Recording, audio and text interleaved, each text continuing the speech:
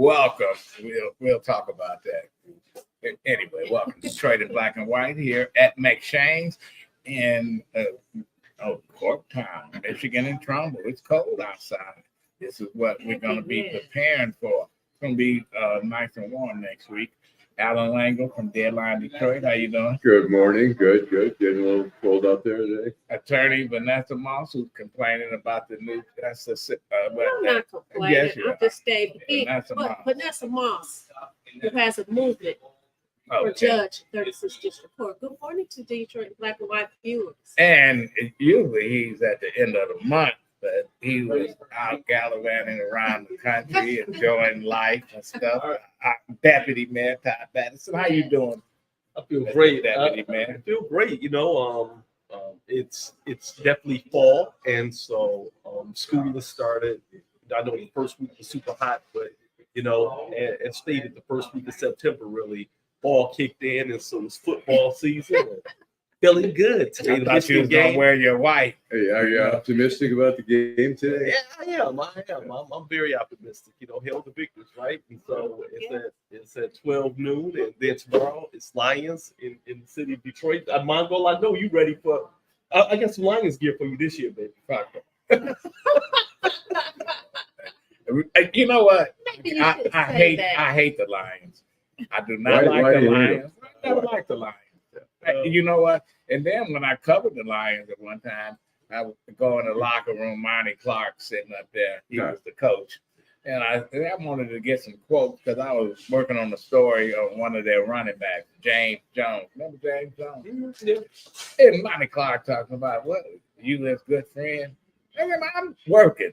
I said, I'm working. I'm writing a story. He was like, oh. But he was Monty Clark crying, praying when they missed the field goal and all that other stuff. But hopefully they go. If they don't go to the Super Bowl, need to get rid of Dan Campbell. I don't know. They put together an amazing team. I mean, between the general manager and Dan Campbell, I mean, they're two. I thought him and finally got it right. I thought him and Sheila, the owner, when they won that game, man, you could tell they might have something going. Last year I used to call Dan Campbell at the beginning of the season.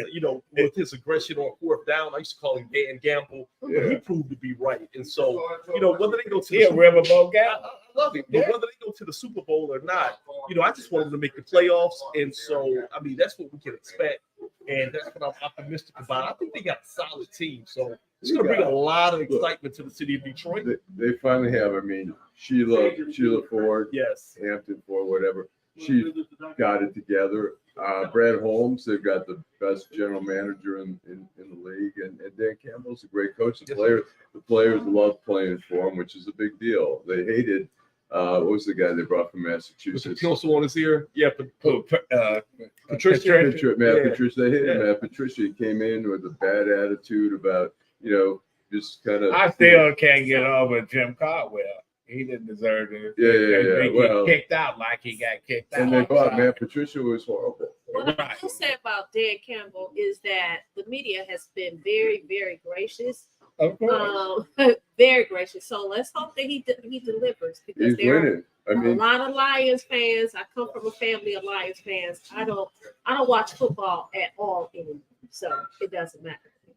Okay, we'll get you a TV and we'll get you hooked up so that we can get. I used to be a football you need a subscription, right? You don't need a TV. But PTC and the way the NFL treated the players, I just could not support it. Well, anyway, we got our special guest here today. I want you to go first. You have an outrage of the week. I always, I came in not wanting to have an outrage, just being, optimistic. And I told my wife I would not be ranting. But, yesterday we had a 3-year-old shot. And it's the same old again. And it's, irresponsible adults leaving their guns out. And so the toddler gets the gun, off the dresser, whatever, and shoot themselves in the face. And so now we got a little boy that's in critical condition. I see Chief White on TV, and of course, it's the same. Ain't he tired of that? Yeah, the Chief is tired of it. I'm tired of it. We're all tired. And we have too many guns and too many people that are irresponsible with the guns. I mean, of course, I own guns and I believe in, the Second Amendment, but you have to be responsible with it. And so today, the Detroit Police Department is giving out gun locks over at the But range. it don't seem like it worked because people. Do you have a good time? Woman had a gun lock, didn't She had a box. Had a box. Yeah, so that's the thing. You people have to actually use it, and so people will pick it up. But it's this whole thing with doing what you're supposed to do. It does no good if you have it Right. and you don't use it. Yeah. Well, you know what? As a former member of the armed forces and stuff, even people that been trained with weapons, accidents happen. Yeah. You know what? You left a bullet in one of the rounds in a chamber. You didn't, take out. It's a lot of things. People want to kill themselves when they didn't have to kill themselves. So when a baby gets a gun, first thing they do is what? Point at you. Yeah, they see it on TV. Yeah. I mean, They take a pencil, they'll take anything and say, psh, psh, psh. That's how they play. Yeah. But my question is now, what is the answer? So we talk about trauma upon trauma. So parents traumatized because they've lost their 3-year-old. I don't know if the 3-year-old has siblings, but that whole thing. And then the parents get charged, right? The possibility of them being taken away from their families. What's the answer? The answer is what you said. People have to be responsible. But you know what? I go back, and my outrage is the 10-year-old in Alabama that killed his grandfather, interim mayor, Oh yeah, and killed I guess that's his mother, yeah. and the grandfather's daughter. He killed both of them over a video game. Yeah, that was. I mean, killed them. Yeah. He executed him. Yeah. A 10-year-old. This is, you know what? Now That's they're saying scary they might 10-year-old. not be able to even prosecute him as an No, adult. you can't. No. You can't. And then if you believe it, Do you want that kid in your house? Yeah. Hell no. I'm sorry. It's No. always signs though. So it's whenever something like that happens, and you talk to the family, you interview folks. Folks will say, right. We saw signs, and then we have to be courageous to act. And so, a lot of times you say, it's going to get better. And so being able to, first of all, seek out the appropriate resources, ask for help, and be courageous. Because I'll say this, oftentimes we're worried about making somebody mad. Well, if I'm going to tell everybody, if y'all see me doing something super strange that I normally wouldn't do, if I'm out there mowing people's grass, but they didn't ask me to mow it, and if I don't have a shirt on and I'm mowing people's grass for free, Rooting for the Lions. and I'm doing something like that, you all have the right to come commit me, get me some help, save me. I agree with you 100%. I think one of the things though is that some of the parents, like the Crumbly parents, like the parent down in Georgia, whose son had some mental health issues, he buys him an assault weapon. They bought this kid in Oxford a gun for he's having. And so I think part of the issue is, and I went to school together, the school has to be monitoring. We knew kids who were going to end up in trouble. In 7th grade, we saw the signs. The school could have intervened and tried to help them out, try to, constructively do good things, because the parents aren't always capable of doing that. So Piggyback on what you're saying, that there are signs. I know someone who has someone in their family that has some issues, and they're so concerned about what people will think There's about no question about it. Right. Don't tell the family business. Don't tell Right, the right, family business. right, I'm embarrassed. right. I don't, and I'm thinking, listen, they shouldn't be out here. They should be out here because they are harm to themselves and harm to others. They present a harm to themselves and harm to others. Why? Why are you? I'm so sorry. Yeah. Why? And I think that goes back to the word that you used earlier. Irresponsible. Yep. You are not being responsible. Don't nobody care about how people look at you. You know what? I think all of us around this table will look at you as being a responsible person. Well, what do you think about, like in the school shooting now, we have the second case now with the precedent being set in Oakland County where parents are being charged in the shooting. Do you think that is going to impact? I do. I think that it has us talking about it is something completely different. We know that doing the same thing it gets you the same results. And so ever since Parkland and just going back, the parents have not been held accountable. Karen McDonald out there in Oakland County with the Crumblies, did something unprecedented by holding the parents accountable. Now you see in other states following Michigan's lead, and it has parents saying, so if I'm a parent and I'm about to give my child a gun, and I know that he possibly has some issues, or he or she, I'm going to think twice. But the mother got a raw deal in the crime. I'm sorry. She got a raw deal.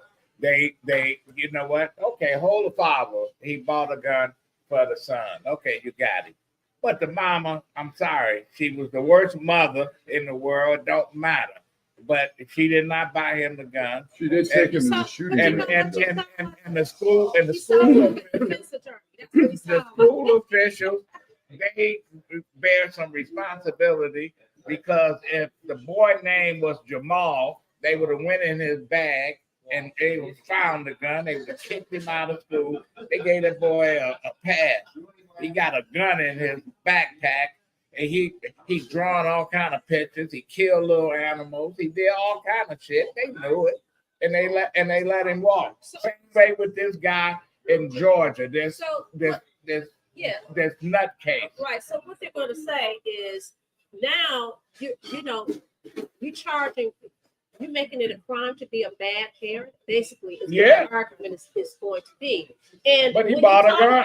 He bought a weapon. He bought a weapon. When you talk about the Crumblies, what you're saying is, well, one parent should be held responsible. He bought them. Or should both of them be held responsible, but one more so than the other? You're right. You bought a weapon for your kid. If you believe in marriage, the union is one. I'm just saying. But you know what? You become one. That's what they're saying. There should be a study. I mean, we're seeing a lot of times kids are bullied in school. I mean, and the teachers who think they're cool side with the people who are doing the bullying. I mean, we have to be monitoring. Yeah, bullied in school.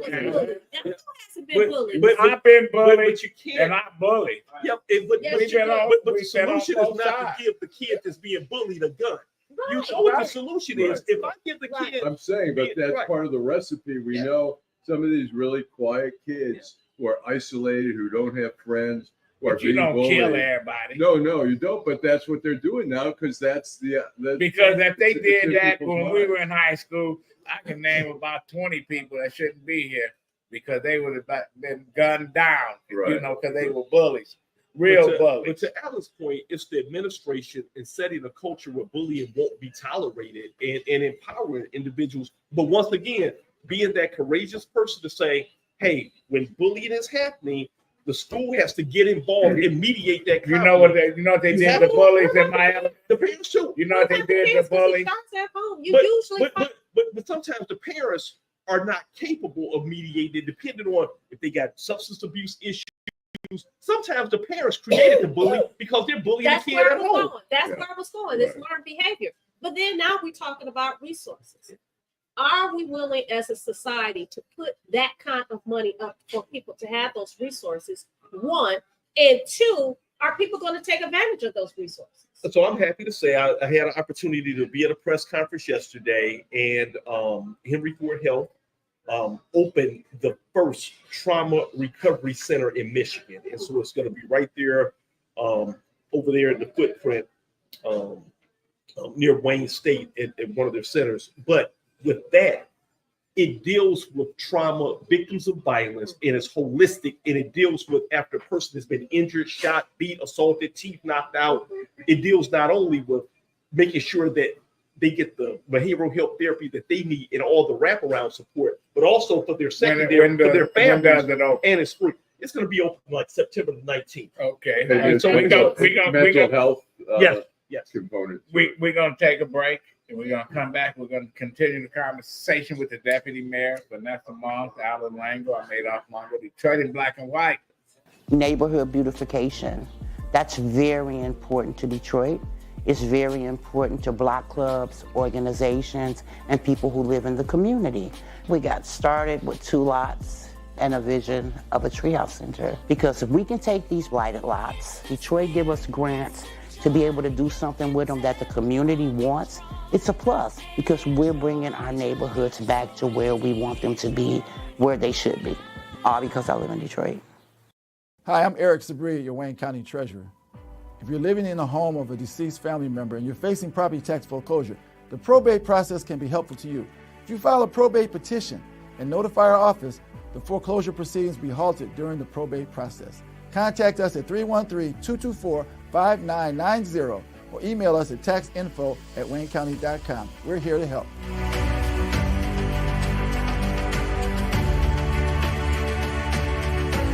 In the heart of Detroit, Bruce Simpson. Our city ombudsman and his team are dedicated to making your voice heard. The City of Detroit Ombudsman is a liaison between the City of Detroit and all persons who have a complaint or inquiry into the operation of a city department or the conduct of a city employee. The Ombudsman works as an independent oversight to provide individuals with an opportunity of giving a confidential avenue to address complaints. You can reach the Ombudsman's office at 313-224-6000 or email us at ombudsmandetroitmi.gov. You can also visit us at the Coleman A. Young Municipal Center. For more information, go to www.detroitmi.gov and type in Ombudsman. We are here to help. In Detroit, we are all one team. When you win, we all win. Right. Yeah, I like Bruce Simpson. He was a good guy. But anyway. Acknowledge our viewers. Yeah, you want to read? And you know what? Why don't we read the Timothy Yeah. Square? We're gonna read your Tim's. We're gonna read your comment. But if you're watching Detroit in Black and White, we want you to like, subscribe, and share. We thank you for watching. Tell all your friends about it. If you want to come down and participate, you're more than welcome to. You can catch this show on all platforms. If you want to watch previous episodes, find us on DetroitInBlackAndWhite.com. Timothy Squire Bay said, if you buy a gun for your child, you should go to prison. Just like you can't purchase alcohol for a minor, you shouldn't be able to buy your minor child a gun, even if it's for hunting. Cynthia Burnett says, sadly, these kids who commit heinous crimes like this won't want to become infamous. Okay. Dizelle says, my client is baseball from the Wabash. We want to speak with UN officers on claimant issues. All right, that's out of our league. All right, yeah, that one's out of our league there. Okay, Allan. So my thing is, Tucker Carlson, who has a great bass, an amazing bass. And I love his story. Yeah. So he's got a guy who just recently appeared, Daryl Cooper. They're trying to get J.D. Vance because he's going to appear on the show to condemn this. Daryl Cooper is a historian, and Tucker Carlson just praises him. Daryl Cooper has said that during the Holocaust, it was really an accident that all those people got killed. It was more that the Nazis didn't have the resources to care for all those people, so they had to kill them. Now, mind you, okay, 2/3 of the Jews, there were 9 million Jews in Europe before the war. There were only 3 million, and 2/3 were killed. And we're not talking about rounding up soldiers, like we didn't have the resources to take care of those. So we're talking about just citizens who were being rounded up, including my parents. My mother was in Auschwitz. My father was in a labor camp. And Tucker Carlson, who's a smart guy and very articulate and has this great following, is propagating this total horseshit. And people, and then speaking of one other piece of horseshit, Alan Dershowitz is now saying that he's no longer a Democrat. Well, he has, as Adolph said earlier, he hasn't been a Democrat for a long time. He was one of the lawyers during the first impeachment proceedings, and his theories were so wacky that even the other lawyers were sort of distancing themselves during the proceedings. But that's just like doing slavery. where slave masters say that the slaves were lazy. And here you got free labor. You building up the cities, and they making money for you, plant your crops and stuff, but they lazy. Or during Jim Crow era, that our parents, grandparents lived during that time where, and I hear the dog whistles when Trump talk about Harris. He's not talking about the policies, because I can talk about the policies that I don't like, but to call it stupid, dumb, ugly, it just goes back to what our forefathers and mothers had to deal with. And when you want to get somebody, you call them ugly, say they black, they this, and they stupid, and you know what? It's just like he just took a playbook and they used this playbook to go after folks that they scared of. Dick Cheney, who I can't stand Dick Cheney. I hate Dick Cheney. He stole a heart from somebody. He shot his companion that went hunting with him. And he thought he was the president. He thought he was the president. And Dick Cheney voting for Allan Lengel. I don't get it. Listen, when I read it, I thought it was, I really thought this was a joke. I was like, this cannot be true. This absolutely cannot be true, but in fact it is. But I'm taking it. At this point right here, I'll take it. But going back to Allan's point, I saw some of the excerpts with the Carlson Tucker interview, and to really have this historian, who I wouldn't even say is a historian because he's altering facts. He's not reporting truth. Right. But to our younger generations who really, don't understand, when you have somebody who appears on a platform like that, it's so dangerous because it gives misfacts, and you will have a whole lot of people who will actually believe that. Misinformation. Misinformation. Right. But we have we went to school thinking that Columbus discovered America. George Washington chopped down a cherry tree, never told a lie. Paul Revere never said the British are coming. But Paul Revere was a hell of a guy. He was a dentist, etc. But the history, people who write our history, if we don't write our own history, we're gonna hear these lies, misconceptions. So Tucker Carlson got somebody on there that if you say it loud enough and long enough, people don't believe it. What's dangerous is it's fast now. Back when we were young, information went slow, but when you put it out on a platform like that with 24/7 news, and it repeats and it's on social media, you'll have a lot of people thinking that, just like animals per se, where we did this to take them out their misery. We did a good thing to stop the suffering. It's like, no, you intentionally took a race of people and you murdered them. It was. So two things I'm going to say is this. One, this just goes to show that, and I've said this more than once on this platform, we are responsible for the words that come out of our mouth. We have to take responsibility for what we say, okay? And two, I said this before, people believe what they want to believe. If you want to believe something positive, and it's real easy. Like you said, you get this information really quickly, whether it's a lie or not.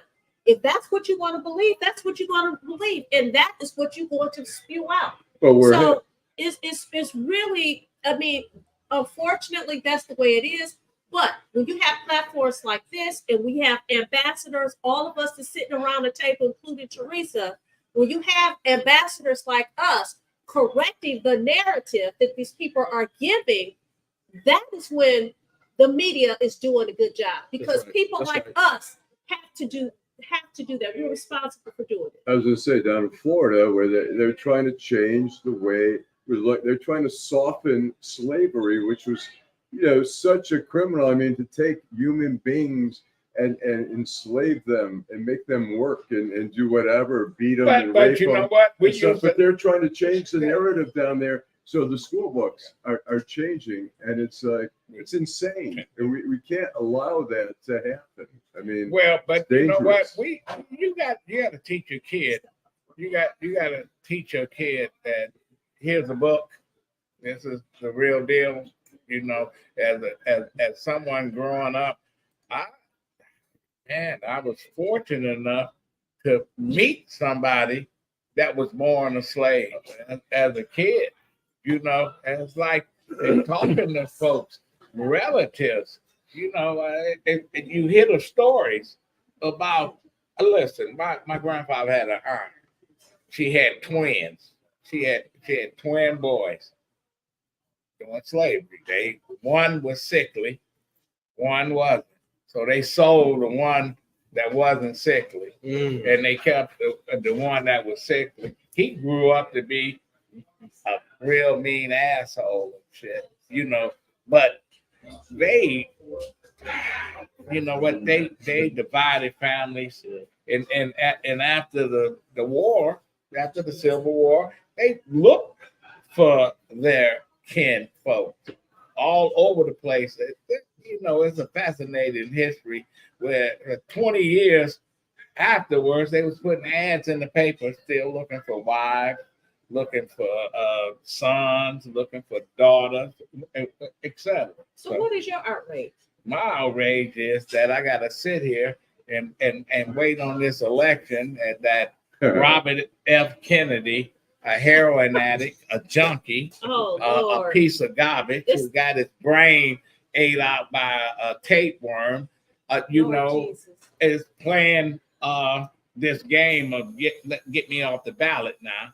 And then he's in North Carolina, get me off the ballot now. So, and then say that the vice president can't read or write, that can't. We have a video of that. Yes, that's unbelievable. I don't think that Vice President Harris is a worthy president of this country.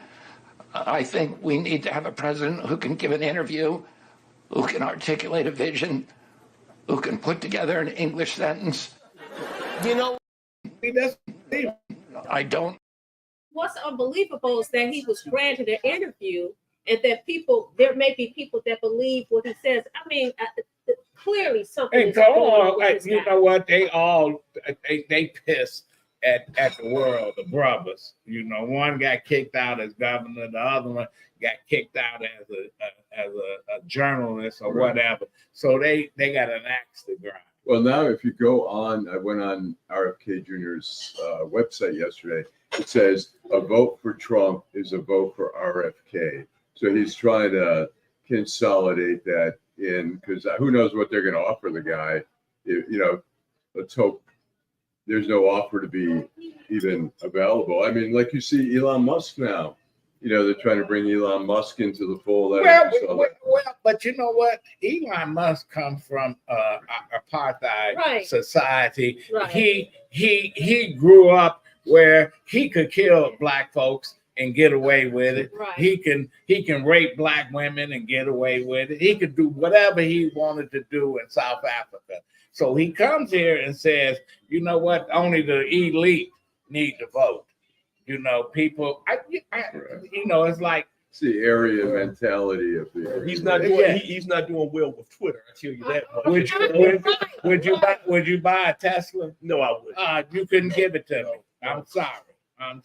Well, I couldn't afford a Tesla, but you know, so. But if I could, I still wouldn't buy it. Have you seen the last pictures of the real Tesla? No. He looked like he came out of concentration camp. Yeah, you will buy a Tesla, but you buy a Ford. Man, it's sad. I said some people would say you wouldn't buy a Tesla, but you could drive a Ford. And Henry Ford has his history with racism. Yeah, you know what? He hired black folks. He hired black people. Ask Allan.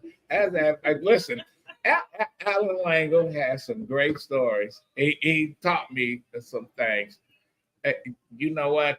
Why wouldn't you join the Cub Scouts? I wanted to. As a kid, I wanted to join the Cub Scouts. Okay. You know, and my parents wouldn't let me, and I was like, well, what parent isn't going to let your kid join the Cub Scouts?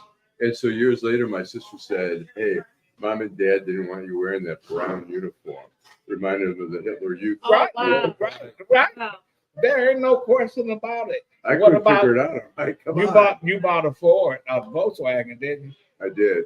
I bought a Volkswagen, and my parents didn't say anything, but my uncle Eugene Poshkis came in when I was 18. He came in for my sister's wedding. He looks out the window and he goes, whose car is that? And I go, it's mine. He goes, your parents let you buy a German car? I was like, you know, but I'll tell you, when I was 18, we were pretty insulated living in Oak Park. It was predominantly Jewish. And I thought, hey, come on, get over it, you know. The anti-Semitism's gone. Then I go to Michigan State and people are saying, yeah, I tried to Jew them down. And I'm like, what?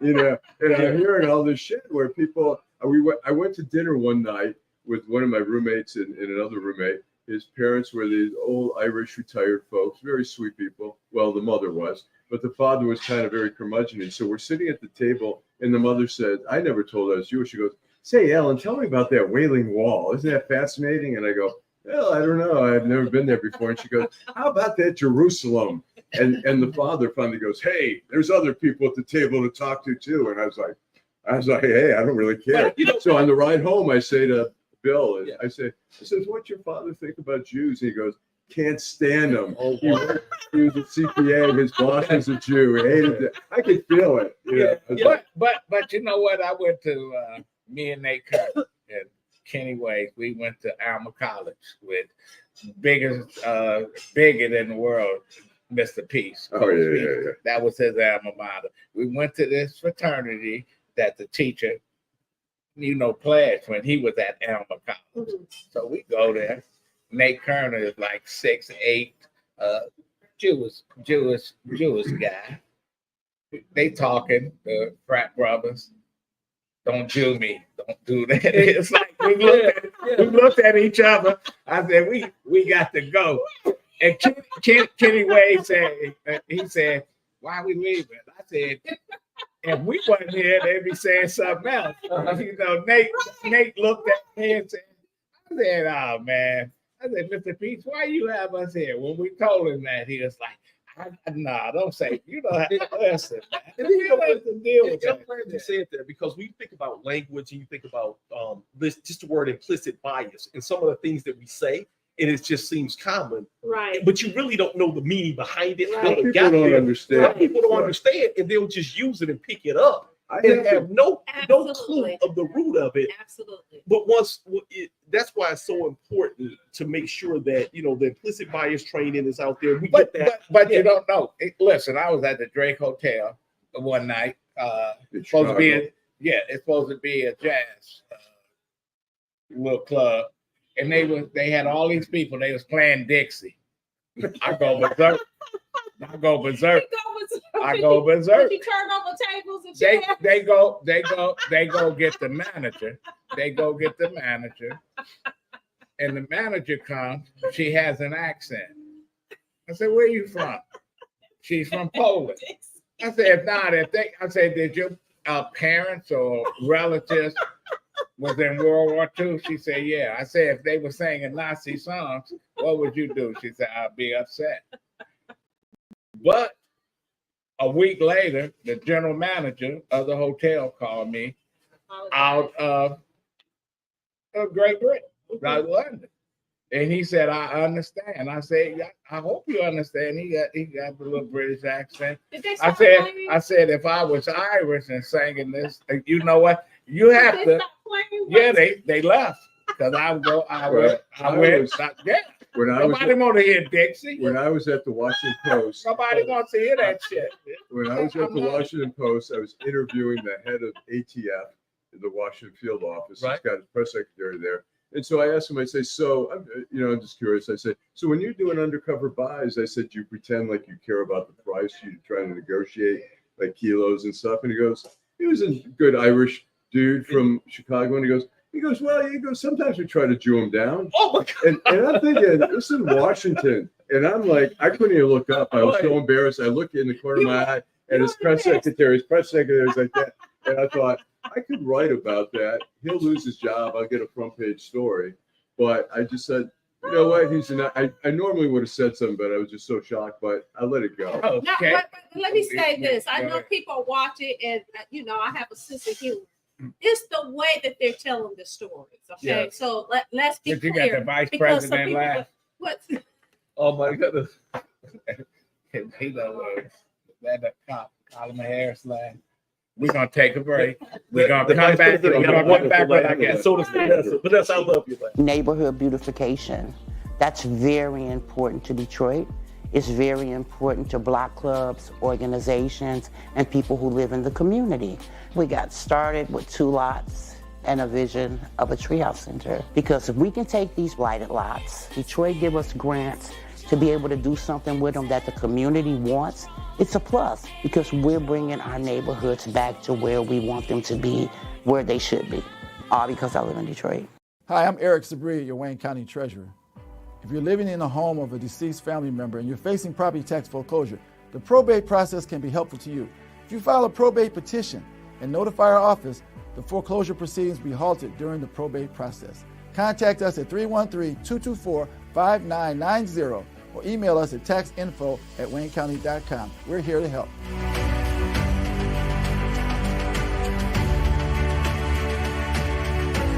In the heart of Detroit, Bruce Simpson.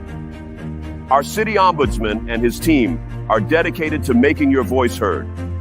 The City of Detroit Ombudsman is a liaison between the City of Detroit and all persons who have a complaint or inquiry into the operation of a city department or the conduct of a city employee.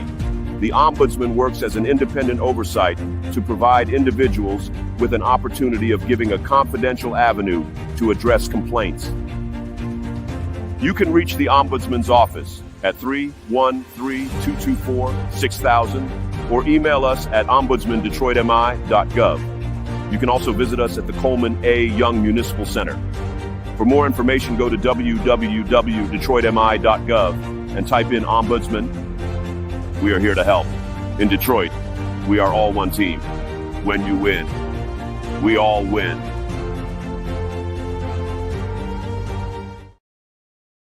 We're back, Detroit Black and White. If you're watching, like, subscribe, and share. Thank you, Dwayla. Thank you, Tracy Huff, and all the people who, Tim, Kenneth Reed, everybody that watches every week. We want you to like, subscribe, and share. We're back in Detroit Black and White. We have a guest. We have a guest, the Honorable former City Council member, Alberta Tinsley-Talabi. I call her the mother of the east side of Detroit. We ran into each other, a couple days ago. We've been connecting with each other, misconnecting with each other. And we ran into each other the other day, and I invited her on the show. She said she'd be more than happy to. She is the mother of Mack Alive. Welcome, Alberta. Thank you so much. But you know what? I ran into the council when she ran for county commissioner against the late Charlie Diggs. Okay. And the late Mayor Coleman Young begged Charlie Diggs not to run. He said, he said, don't run. You know what? They're not feeling it. And they didn't feel it. And you won. Listen, you've been not only a cheerleader, but a trailblazer for keeping Mack. Basically, you kept Mack alive. There's no question. And I'm so happy that you're here. You know that you had a long, great career, state rep, county commission, city council person, activist, etc. You know, I can keep going. Good. And I just want to say that Mack is alive. I'm always on Mack Avenue. You know, my brother lives over there, and it's looking great. Every time I'm through there, I'm seeing more and more improvement. And so, just letting Detroit know, West Side folks, she got Mack all the way alive. What made you adopt Mack? Well, it's no secret to anyone who's listened to your show. Oftentimes I will quote that I was born at 2229 Pennsylvania, and I still live at 2229 Pennsylvania 70 years later. It's and so I take that as a badge of honor. You know why? Because it is my community. My parents bought that home, and I'm able to stay there and maintain it. And it's just an honor. I'm so grateful for the city of Detroit. There's no other city like the city of Detroit, where people really invest in where they live. They're making a difference. And I'm just seeing so many wonderful things occur. You know, on my block, there used to be 40 homes. Today, there are only 7.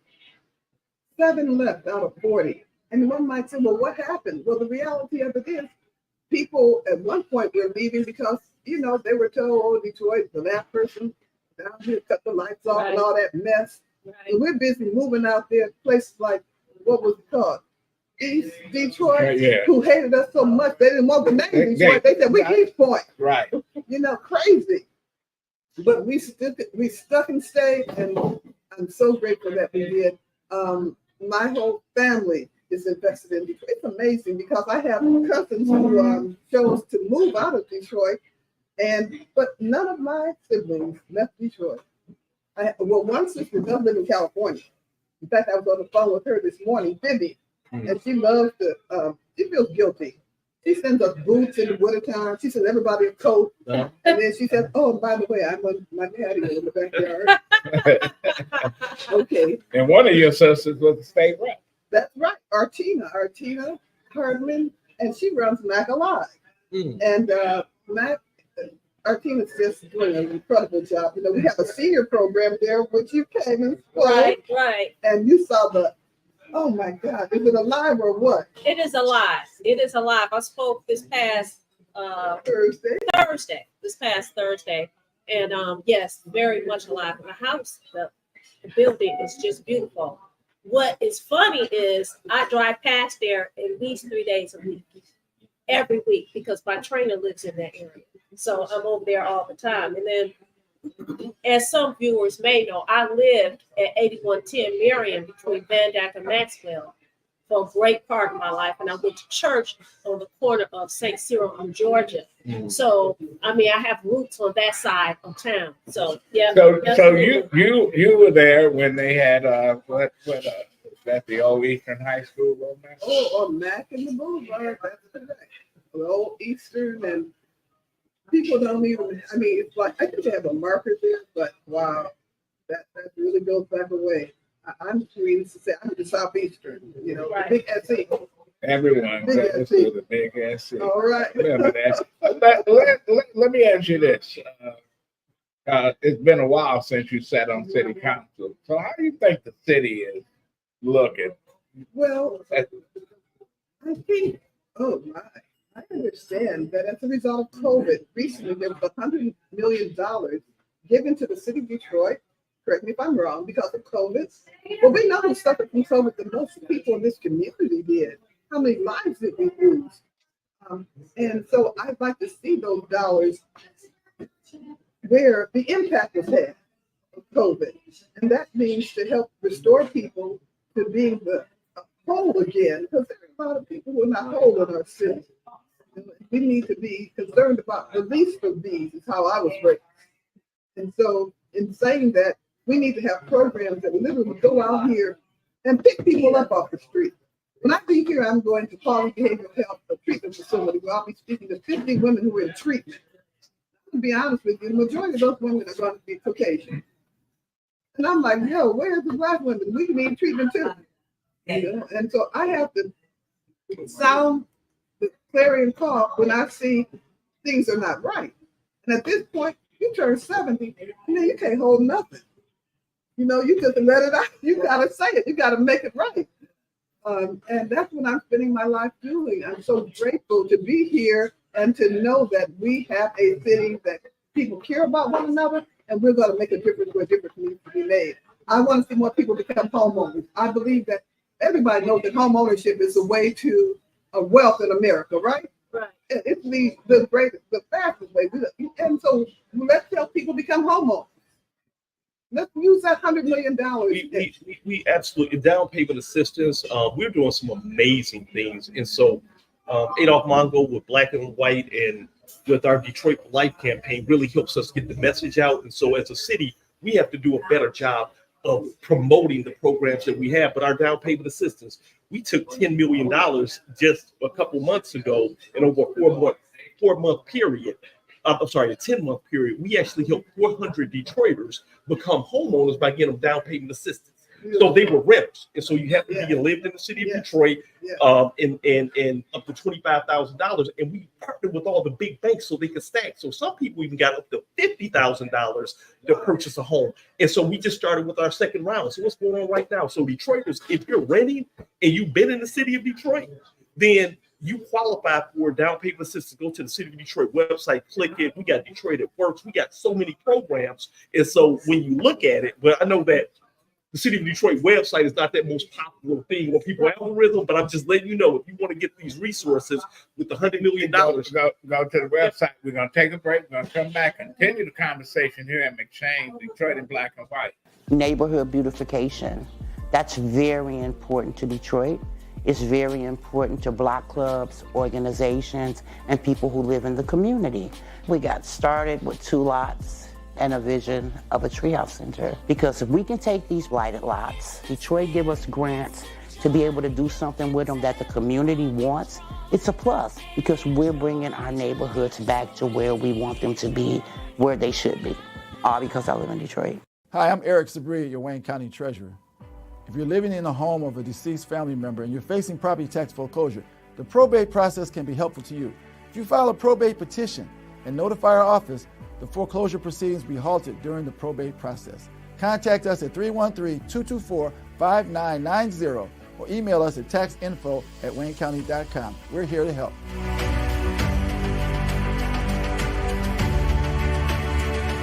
In the heart of Detroit, Bruce Simpson. Our city ombudsman and his team are dedicated to making your voice heard.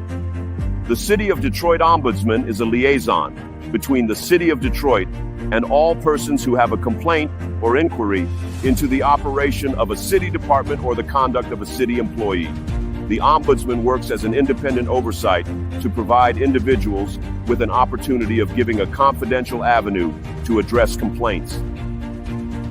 You can reach the Ombudsman's office at 313-224-6000 or email us at ombudsmandetroitmi.gov.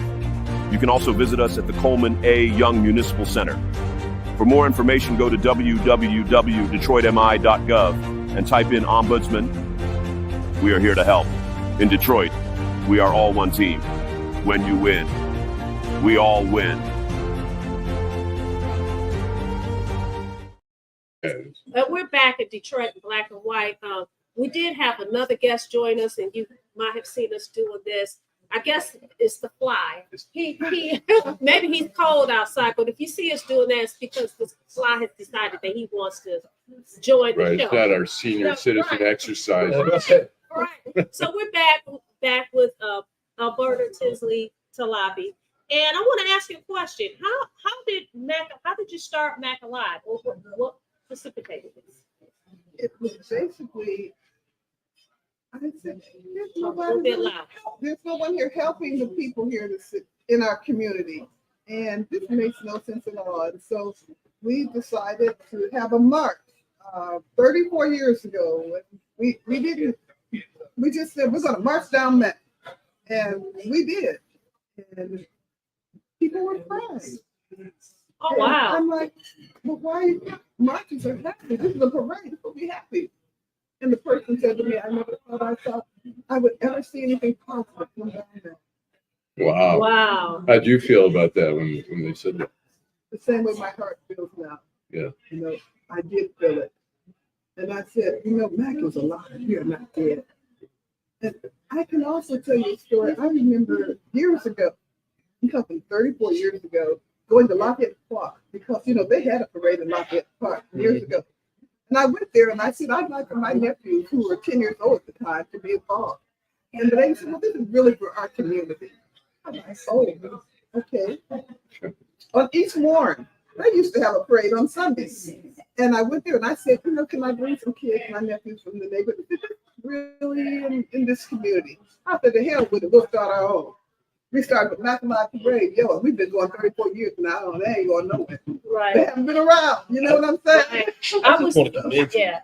just commend you for what you've done. And oftentimes, on Mack, it's just one infamous intersection that folks always talk about. They know it everywhere, but you changed it. It's not even the same. So when we say Mack and Bewick and the liquor store that was sitting there, it doesn't remind.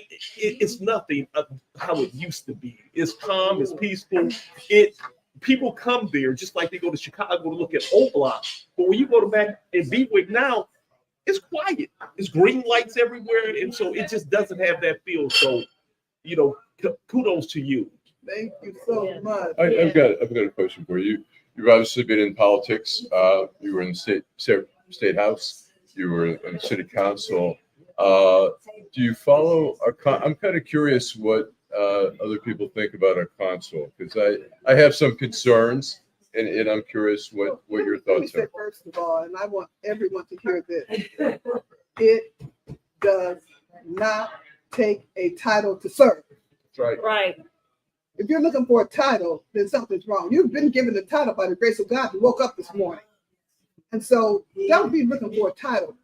I may not be in office, but guess what I'm doing now more than I could ever have done on city council. And I'm thankful for that. I find the current council, they're a little quiet. Uninspiring, I think. I don't see the kind of energy right. in the street, waking things up and making things happen. Perhaps it is, but I don't see it. Right. And so I think that we have to be self-inspired, and perhaps it'll rub off on them, although it should be the other way. But in the meantime, let's just stay busy and rejoice and be thankful for what we are doing in this city, right. and not only what we're doing, what we've done, but what we're going to do. What do we need more to do? What do you see as the big agenda? What's on the top of the list there? As I said earlier, home ownership, and I'm so happy that Deputy Mayor reported exactly what they're doing. And I've heard some of that previously, but that is very positive because generational wealth is created in America through home ownership. Right. And so therefore, my mother was a homeowner, and it was easy for me to be a homeowner. My daughter's a homeowner. But if you haven't been, then you don't know. So we have to encourage those. And also retaining homes, and the city has a program which we run commercials about home improvements. We have the Wayne County treasurer talking about ways to make sure you don't get foreclosed on, and it's just as important to buy. But it's just as important to retain. Oh, Yeah, absolutely. Yeah. So, Madam Council said that she had a problem with issue with home ownership, and clearly she didn't know about the program. So I'm going to go out on a limb here and say that maybe you guys can get together and have someone from your office come and do a presentation at Mack Alive so that those people in that area will know about it. Because everybody, we do have a digital divide here. We do. In the city of Detroit. There is no question. But that gap is going to have to close because everything is digital, including court. Yes. Including jail visits. Yes. Okay. So maybe you guys can get together. Are there virtual jail visits? Yeah. I didn't know that. Yeah, it's virtual jail. Well, just to go off course a little bit. Yeah. The new Criminal Justice Center opened this week. Uh-huh. And so last week, we could not visit any of our clients in jail. And you can do in person or Zoom. So I was told last night, if you want to visit a client tomorrow, meaning today, that I need to get there at 7:00 in the morning because the wait is an hour to 2 hours because they only have 5 waiting rooms. Now, they spent all that money, right, building this beautiful facility, and you talking about five waiting rooms? Maybe they're really big waiting rooms. I don't know, but when you get there, Come back and report because I gotta believe now. I gotta believe that a lot of thought went into it. The state of the art, the place is huge. It is. I promise. Next week I'll come back and report. Yep. Now I've been in the building. Right. I've been in the building. I will say again, we talk about the digital divide. Now hallway, they can pick up every conversation. conversation. So if you're doing something wrong or saying something crazy, lawyers included, you better be careful, okay? But it's a beautiful, beautiful facility. Beautiful. How many? 2,000. They say 2,000, but 2,000. if it's only 5 waiting rooms, that means you got to wait for somebody doing a visit, attorney visit. You got to wait, and nobody wants to be rushed, talking to their client. But we will see. But yeah, it has everything there, and so they're going to build. It's going to be wonderful. I know we just put a crosswalk in. The city is working with the county because it's a lot of folks. Is there parking? It's way better than downtown because everybody can. People were. There was rumors out that we weren't going to have parking. And There's several parking lots. So we have to. It's free too. And you got the juvenile. They got the juvenile detention center there. They got the jail beds there. They got the courts there. So really, it's a one-stop shop. So it should make it a lot more convenient for Detroiters to be able to take care of businesses. And while Mack Alive is working hard to keep them out in the first place. Right. Okay. That's the goal. That's it. And with our program, I just want to go back to something you said. This Detroit City Council, they may be quiet, but one of the things that they're doing, they're really working and holding the administration accountable. I'm talking about our administration accountable to make sure that the money and the things that we allocate are going directly to the people. And so with the federal money, when it comes to whether it's even the digital divide, putting our Wi-Fi on buses, Right. we got Black Tech Saturdays going on where Detroit is being recognized really even by the White House and around the country as the tech center when it comes to entrepreneurship. So it's not just being able to access it with the digital divide, but entrepreneurship, creating apps. And so it goes on and on. The parks, the Renew Detroit, where we were repairing senior citizen roofs. Everything that we do and we get credit for as administration, it was council that appropriated those dollars. What percentage of the homes? What percentage of the homes have internet? Do you have any idea here in the city? I don't know exactly how many, but one of the things that with the new money that's coming from DC, the goal is to have internet for all. And so one of the more issues is there are some spots where the infrastructure doesn't allow you to get high-speed internet. And so being able to lower the cost, but also making sure that if you live in like Hope Village, that Comcast and that AT&T and that Verizon has put in the fiber optics so that you can actually access internet. And so what we've done too is we created tech hubs at our libraries, at our rec centers. We've even put Wi-Fi access at some of our city parks so that wherever you are, you can go there, and we're going to continue to do that. Right. So the goal is that everybody, regardless of where you live, will be able to access. That's awesome. Almost everybody has a smartphone, though. It seems like it's, no matter who you are, you have a smartphone now. So we're coming to the end of the show. So I want to ask you: do you have any parting words? So to tell you, we thank you so much for coming. We're also going to invite you back. You're welcome to come anytime. But what are your parting thoughts? Just be encouraged. Just be encouraged. Do not by any means. This is not the time to give up. Be encouraged. Do what you can. Support those who are out there doing things. And let's just wrap our around this beautiful, wonderful, awesome city called Detroit. And enjoy your riverfront. We have the #1 riverfront in the world. It's true. Do you hear me? Right. I mean, what does that say? That's wonderful. Right. And we should enjoy it. Bike riding, walking, running, whatever it is you want to do, it's there. And you can revive your spirit from which we come, the water. All right. All right. Any parting words? Mayor? She dropped the mic with that one. Right. You know, we got the #1 river walk. We got the #1 town square. We're winning. And when I talk to other mayors and some other places, they call the deputy mayor the vice mayor. But I was talking to the vice mayor over in Chicago, and I was talking about the Detroit Promise, how our kids can go to college free here. And I went to running down all the stuff we're doing in Detroit. He said, "How are you doing it all?" I say because we work hard and we advocate and we go to our legislators and advocate to bring that money home to get it done. So and we're going to keep on doing it. Okay, all right. We'll see you on Wednesday. Detroit in black and white. Go Lions.